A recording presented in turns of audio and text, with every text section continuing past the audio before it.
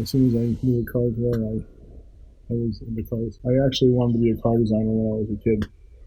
For various reasons, I did not pursue that and decided to do cars as a hobby instead and went to law school.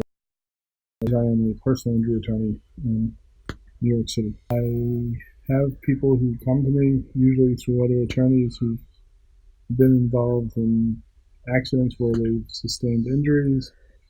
I determine if there's a person who they can sue to make a financial recovery for what they have to undergo as a result of the injuries, and then I pursue often a lawsuit against those people to recover money on their behalf. A few years ago, I decided that I wanted to do something with cars, and so I decided to start a company that made body kits for Mustangs that would change the look of the Mustang through the use of fiberglass parts.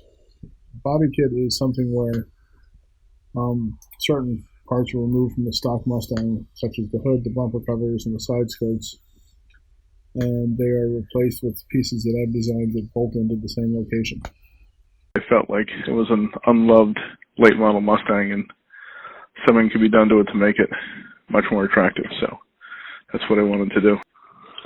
I started with drawings and kept doing revision upon revision upon revision until I finally had it where I wanted it. And then I took it to a guy named Bob, who does fiberglass work, and he and this other guy, Chris, made it the way it looked in the drawings. And this was a bunch of revisions, and it was all done in fiberglass. And the way fiberglass, it's kind of like paper mache. You basically carve away everything that doesn't look like what you want it to. But it took about 5 years to go from the initial concept to actually being in a position to sell completed body kits. I wasn't doing it full-time, obviously, because I was doing my full-time job. The biggest challenge I faced was that the majority of the things I needed to do for this business I couldn't do by myself, and I had to rely on other people, and some were quite reliable and some just wasted my time. There's two things that were really rewarding. One, to finally see the idea in my head come to fruition and be part of a full-size operating vehicle.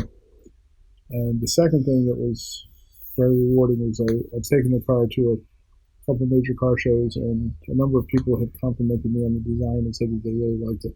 There's all different kinds of people. It depends on the car show. When I first started going to them, I would have my dad take me because I wasn't old enough to drive.